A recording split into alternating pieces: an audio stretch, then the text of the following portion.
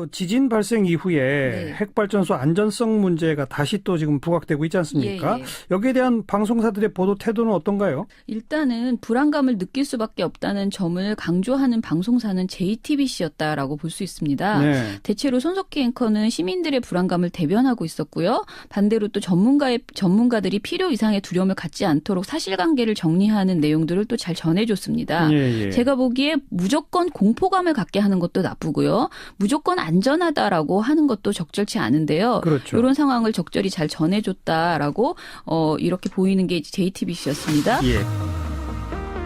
한 주간 언론 동향 점검해보는 미디어 포커스 시간입니다. 민주언론시민연합의 김원경 사무처장 어서 오십시오. 안녕하세요. 먼저 보도 비평부터 해볼까요? 어떤 네. 주제를 잡으셨어요? 좀 갑자기 급하게 변경을 했는데요. 일단 어제 저녁 종합뉴스에 나온 내용입니다. 네. 판문점 공동경비구역을 통해서 13일에 귀순한 북한 병사가 있었죠. 예, 근데 예. 이분이 이제 수술을 하고 이러면서 굉장히 관련된 보도들이 많이 나오고 있어요. 예. 근데 그의 회복 상황을 전하면서 기생충, 분변 등의 자극적인 키워드를 강조하면서 전달하고 예. 여기까지는 좀 대체로 비슷해요. 그런데 이를 근거로 해서 북한 병사의 몸을 보여주면서 열악한 북한군의 실태를 추측하는 이런 보도들이 추측하는 그런 내용이 있습니다. 기생충 보도는 거의 모든 언론이 다 하긴 했어요. 네, 그 이국정 했습니다. 교수가 브리핑을 했으니까. 네, 네. 근데 이게 좀 심한 언론들이 있다 이거죠? 예, 예를 게다가 들면 어떤 겁니까? 이게 더 심하게 보이는 것은 사실 방송 보도잖아요. 네. 그러니까 영상에서 기생충을 실제로 이제 보여주는 거죠. 물론 블러 처리는 하지만 예. 굉장히 이제 수술해서 이렇게 나온 그런 장면들을 보여주다 보니까 더 충격적이었고요. 일단 가장 우려되는 방송은 TV조선에서 내놨습니다. 네. 기생충 만연 북위생 충격이라는 11월 16일 보도였는데요. 보도의 초점이 아예 귀순 북한 병사의 회복 여부가 아니고 그의 몸을 통해서 살펴본 북한의 실상에 맞춰져 있었습니다. 예, 예. 보도에서 앵커는요. 부산 당한 귀순 장병의 몸을 통해 북한의 실상이 드러났다. 이렇게 말하고요. 뱃속에서 이국종 교수도 놀랄 정도의 큰 기생충이 발견됐고 음식물은 거의 옥수수였습니다. 북한 주민들의 위생과 영양 상태가 그만큼 심각하다고 합니다라고 멘트를 합니다. 네. 기자도 북한은 적게는 절반에서 많게는 거의 대부분의 주민이 기생충에 감염된 것으로 추정됩니다. 기생충 예방 방송도 주기적으로 하지만 별 효과가 없습니다라는 설명을 내놓았습니다. 네. 그런데 사실 이것은 추정일 뿐 근거가 없는 것이거든요. 자료가 없겠죠? 네. 예. 그리고 이 뒤에는 조선중앙TV의 기생충병 예방 관련 방송 장면을 보여줍니다. 예. 이때 조선중앙TV 앵커의 멘트는 회충은 최고 35cm까지 자라며 한 번에 20여만 개의 알을 낳고라는 말을 하는 장면을 보여줍니다. 네. TV조선은 서민 교수의 전화 인터뷰 내용까지 들려주면서 북한의 부실한 상하수도 시설과 인분을 이용한 작물 재배 때문이라는 설명을 덧붙이기도 합니다. 네. 그런데 이렇게 북한의 어떤 현실을 굳이 한 병사의 몸을 통해서 이렇게까지 추측할 필요가 있을까 이런 생각이 들었고요. 예. 게다가 더 심한 것은 귀순 병사의 뱃속에서 나온 음식물을 가지고 이제 추측을 하는 거죠. 대부분 옥수수라는 거? 네, 예. 그렇죠. 그래서 일단은 뱃속에서 옥수수가 나왔다라고 말을 한 다음에 북한 연구단체 샌드 최경희 대표의 병영 안의 생활 상태를 그대로 반영한 것이라고 볼 수 있다. 사실 옥수수로도 배를 다 채울 수 없는 상황이다라는 멘트가 소개됩니다. 예. 그리고 비교적 좋은 출신 성분으로 추정되는 병사의 신체 상태가 이 정도라면 일반 주민의 위생과 영양 상태는 훨씬 더 열악할 것이다라는 지적을 하면서 탈북자의 또 멘트를 합니다. 강냉이를 소, 사람 똥으로 막 이렇게 버무려 놓을 것을 이만큼 훔쳐와서 강변에 가서 씻고라는 발언을 소개합니다. 네.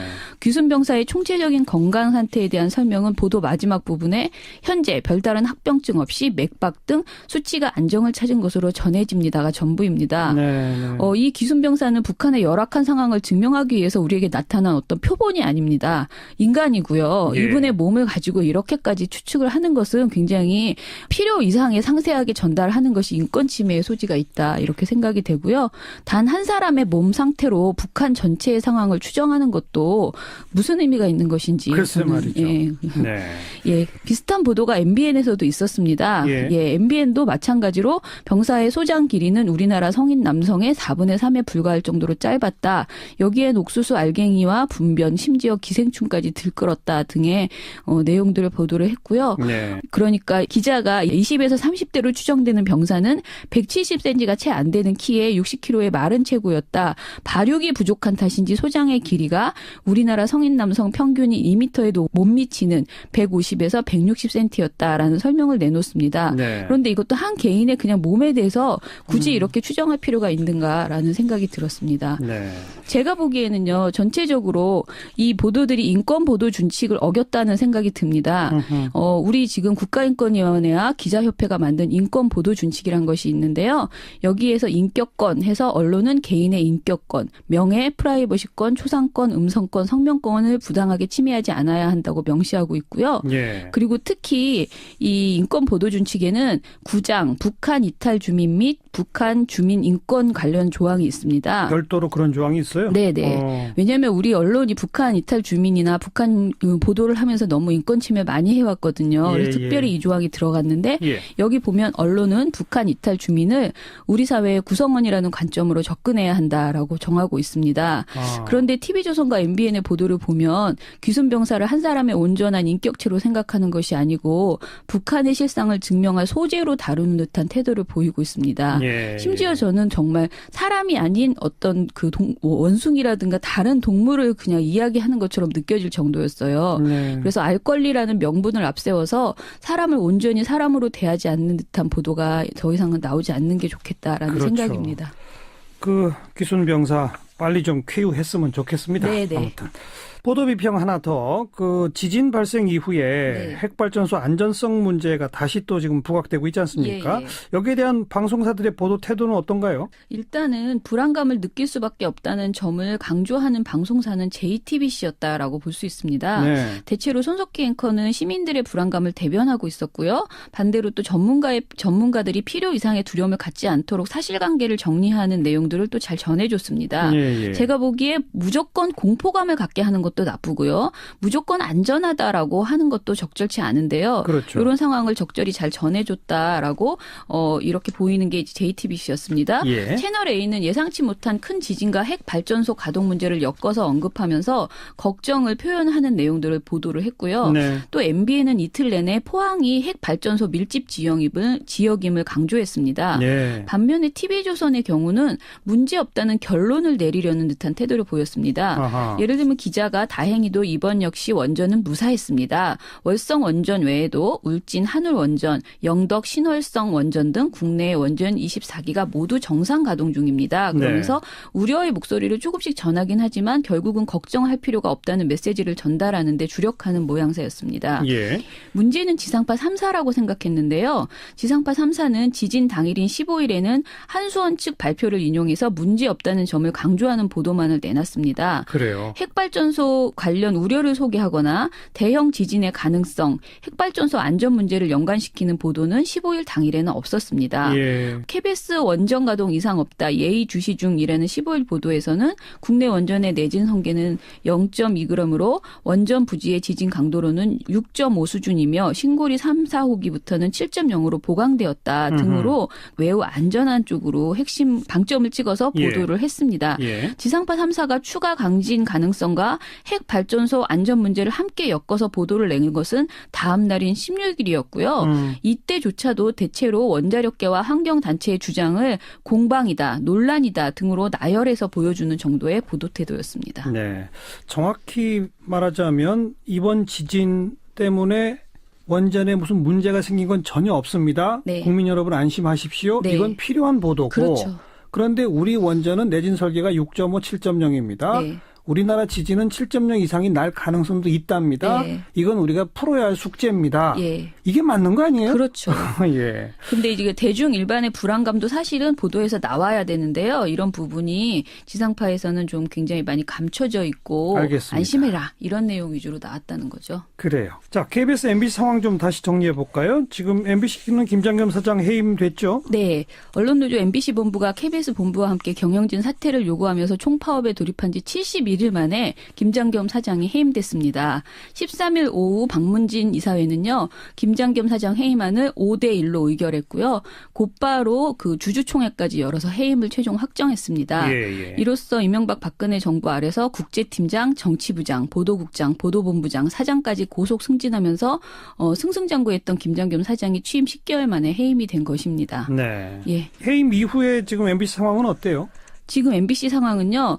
그 김장겸 사장이 해임되면서 어떻게 보면은 김장겸 체제를 철통같이 비호하던 세력이 일제히 와해되는 모양새를 보이고 있습니다. 김 전 사장 해임으로 사장 대행력을 맡게 되었던 백종문 부사장이 하루 뒤인 14일 사직서를 제출했고요. 예. 그리고 그 다음에 서열이라고 볼 수 있는 최기화 기획본부장이 사장 직무대행을 맡게 되었는데요. 최기화 본부장 역시 그동안 노조와 기자들에게 욕설을 퍼붓는 등 논란이 컸기 때문에 김장겸, 백종문 두 임무가 함께 부당노동 행위의 피의자 신분으로 조사를 받고 있는 상황입니다. 예. 한마디로 현재 MBC는 사실상 경영 공백 상태다 이렇게 보시면 되고요. 그럼 바로 이제 신임 사장을 뽑아야죠. 그렇죠. 그래서 박문진이 곧바로 신임 사장 선임 절차에 돌입을 했습니다. 아하. 박문진은 20일부터 27일까지 자천, 타천으로 후보자 응모를 받고요. 12월 1일에는 임시이사회에서 후보자들의 정책 설명회를 개최한다고 합니다. 예. 그런데 이번에는 후보자 정책 설명회를 IMBC를 통해서 인터넷 생중계를 하겠다고 하고요. 그래요. 1일부터 5일까지 후보자들에 대한 국민의 의견을 수렴하겠다고 합니다. 질문도 받고요. 예, 예. 그래서 사장 선출에 국민 의견을 최대한 수렴한다는 것이 박문진이 발표한 내용입니다.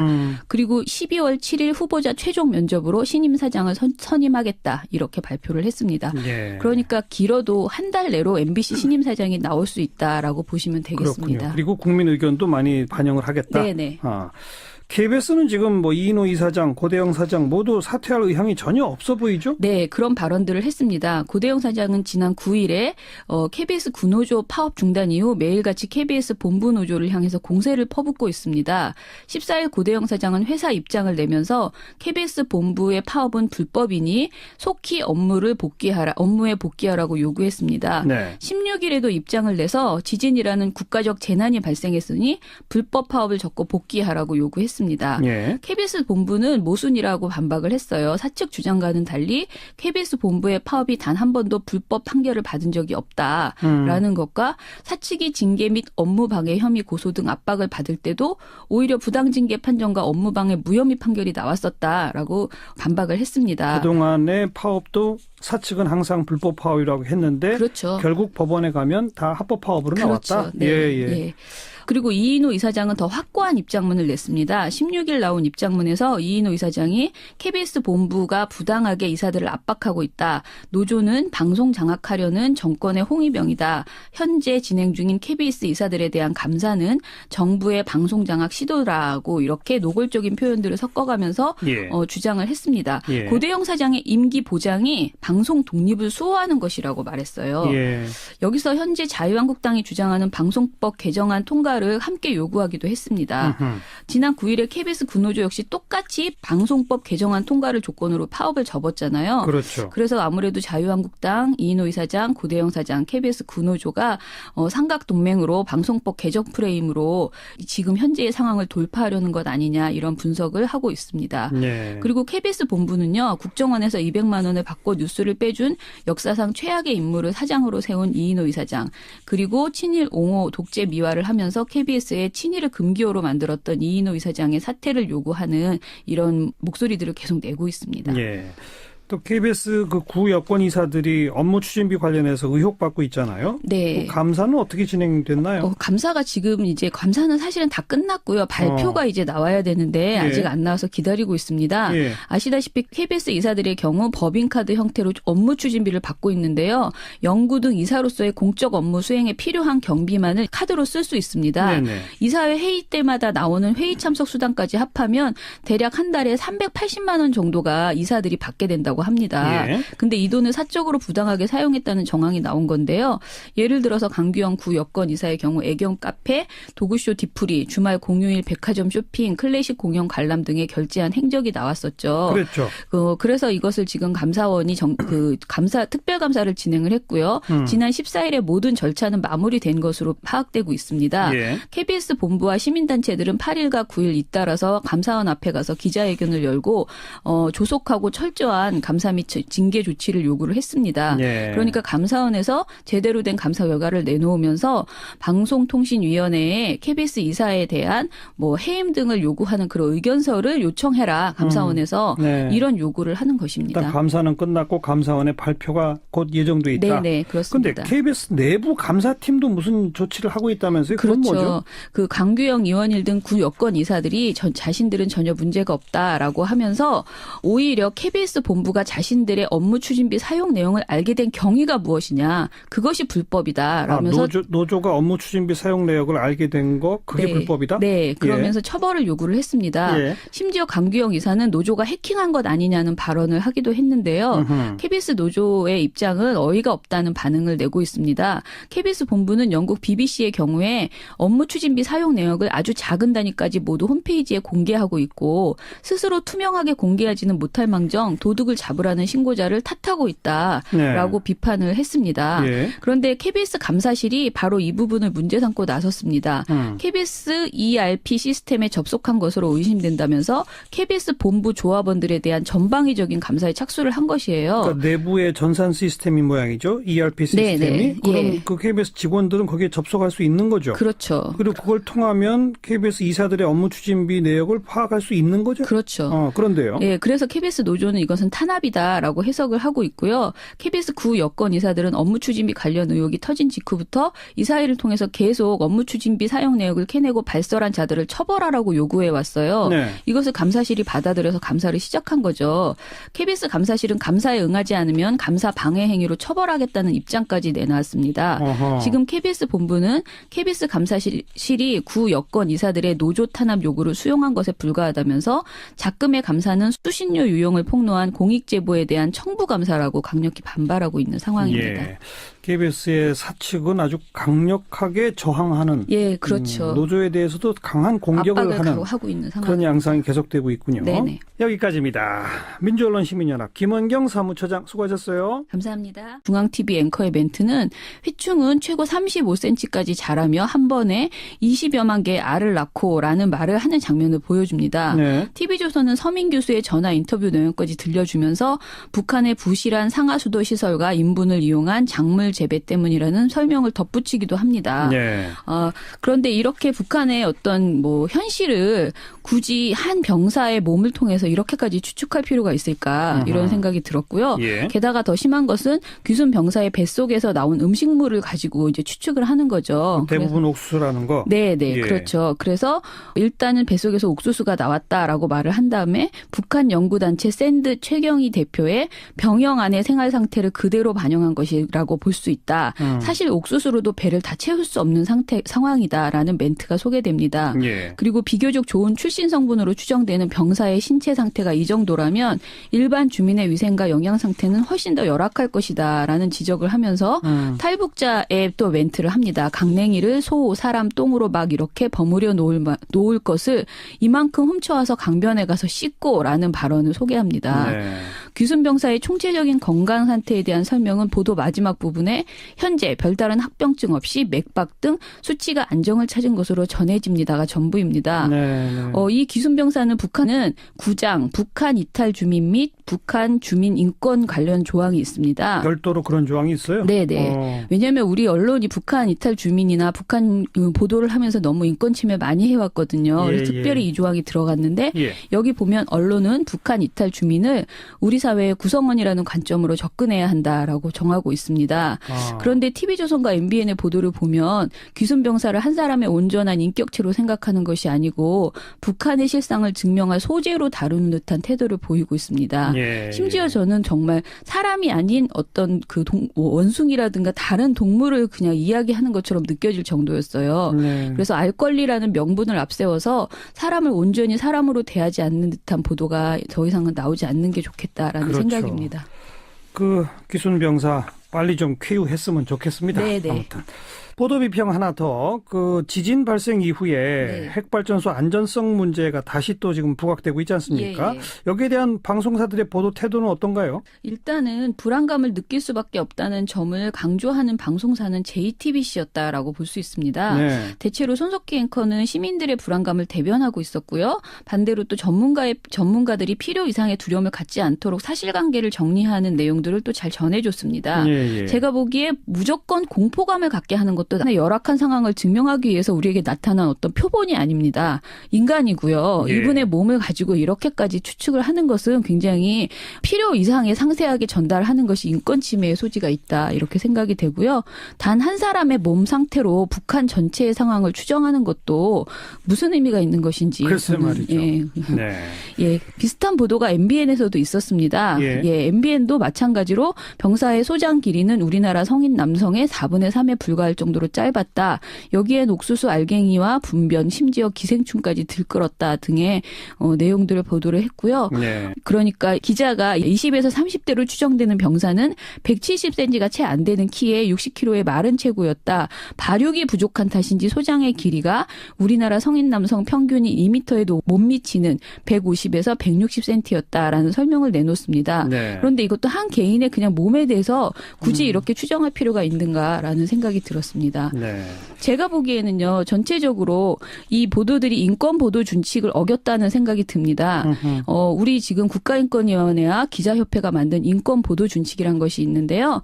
여기에서 인격권 해서 언론은 개인의 인격권, 명예, 프라이버시권, 초상권, 음성권, 성명권을 부당하게 침해하지 않아야 한다고 명시하고 있고요. 예. 그리고 특히 이 인권 보도 준칙에 그 지진 발생 이후에 네. 핵발전소 안전성 문제가 다시 또 지금 부각되고 있지 않습니까? 예, 예. 여기에 대한 방송사들의 보도 태도는 어떤가요? 일단은 불안감을 느낄 수밖에 없다는 점을 강조하는 방송사는 JTBC였다라고 볼 수 있습니다. 네. 대체로 손석희 앵커는 시민들의 불안감을 대변하고 있었고요. 반대로 또 전문가들이 필요 이상의 두려움을 갖지 않도록 사실관계를 정리하는 내용들을 또 잘 전해줬습니다. 예, 예. 제가 보기에 무조건 공포감을 갖게 하는 것도 나쁘고요. 무조건 안전하다라고 하는 것도 적절치 않은데요. 그렇죠. 이런 상황을 적절히 잘 전해줬다라고 이렇게 보이는 게 JTBC였습니다. 예.